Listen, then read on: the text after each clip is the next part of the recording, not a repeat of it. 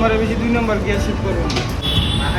গিয়ারটা এক জায়গায় আটকে থাকে। হ্যালো গাইস, আসসালামু আলাইকুম। আজকে বাইকের খুব ইম্পর্টেন্ট একটা বিষয় নিয়ে কথা বলবো। এটা হচ্ছে বাইকের গিয়ারের স্প্রিং। আর অনেকে আছে যে গিয়ারের স্প্রিং ভাঙা যাওয়ার পর অনেক সমস্যার সম্মুখীন হন। আসলে গিয়ার স্প্রিং কেন ভাঙা যায় এটা আমাদেরকে জানতে হবে। তো আমরা যখন গিয়ার শিফটিং করি সেক্ষেত্রে যদি রানিং অবস্থায় ধাপধুপ করে স্পিডে আমরা গিয়ারটা ফালাই সেক্ষেত্রে কিন্তু স্প্রিংটা ভাঙা যায়। আর স্প্রিং ভাঙা গেলে বুঝে নিত 1 নাম্বার গিয়ার পরার পরে আর কোনো গিয়ার পড়বে না, নিউট্রালও করতে পারবে না। তো চরম একটা ঝামেলা। তো সেক্ষেত্রে এই প্রবলেম থেকে বাঁচার উপায় হচ্ছে গিয়ার কখনোই রানিং অবস্থায় ধাপধুপ করে ফালানো যাবে না। অবশ্যই আপনাকে গিয়ারটা আস্তে ধীরে রিল্যাক্সে স্পিড স্লো অবস্থায় নামায় দেন করতে হবে। কারো যদি গিয়ারের স্প্রিং ভেঙে যায় সেক্ষেত্রে দেখা গেছে আপনি কোনো সার্ভিস সেন্টার থেকে গিয়ারের স্প্রিংটা খুব সহজেই কিনতে পারবেন এবং এটার দাম খুব একটা বেশি না, মাত্র 50 টাকা। বাট এটা লাগাইতে সার্ভিস চার্জ লাগে 250 থেকে 300 টাকা। জিনিস ছোট কিন্তু এটার কাজ হচ্ছে অনেক বড়। তো আমরা অনেক সময় দেখা গেছে ছোট ছোট জিনিসগুলোর মূল্যায়ন করি না। আসলে ছোট ছোট জিনিসগুলো একটা সময় দেখা গেছে আপনাকে বড় বড় কাজের হাত থেকে বাঁচায়। তো সবসময় নিজের বাইকটাকে যত্নে চালাবেন এবং সবসময় টেক কেয়ার করবেন, তাহলে আপনার বাইকটা আপনাকে কোনো বিপদের সম্মুখীন করবে না। আর আপনার বাইক যদি আপনাকে রাস্তার ভিতরে বিপদে ফেলে সেক্ষেত্রে কিন্তু আপনার চরম ভোগান্তি।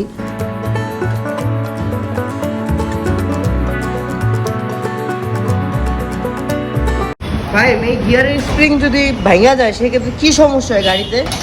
গিয়ার শিফট করবো না, 1 নম্বরে বেশি 2 নম্বর গিয়ার শিফট করবো না। মানে এক জায়গায় আটকে দেবো, উপরে নিচে নামবো না আর কি গিয়ার।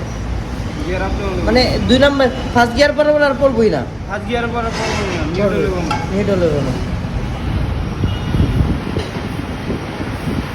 ছোট্ট একটা স্প্রিং আপনার বাইকের গিয়ার শিফটিং যে চ্যানেলটা পুরোটারে মেনটেন করে এবং আপনি যখন গিয়ারটা ফালান তখন এটা স্টেবল থাকে। আর যখন স্প্রিংটা ভাঙা যায় তখন কিন্তু গিয়ারটা এক জায়গায় আটকে থাকে। তখন আপনার দেখা গেছে বাইক নিউট্রাল হবো না, ফার্স্ট গিয়ার ফালাইছেন তো ফালাইছেন, ওইখানে আটকে থাকবে। তো এটা ভাঙার কয়েকটা কারণ আছে। অনেকে আছে রানিং অবস্থায় ধাপধুপ করে গিয়ার ফালায়, সেক্ষেত্রে কিন্তু এই গিয়ারের স্প্রিংগুলো ভাঙা যায়, ঠিক আছে, আস্তে আস্তে দুর্বল হয়ে যায়। তো এই কাজটা কেউ করবেন না।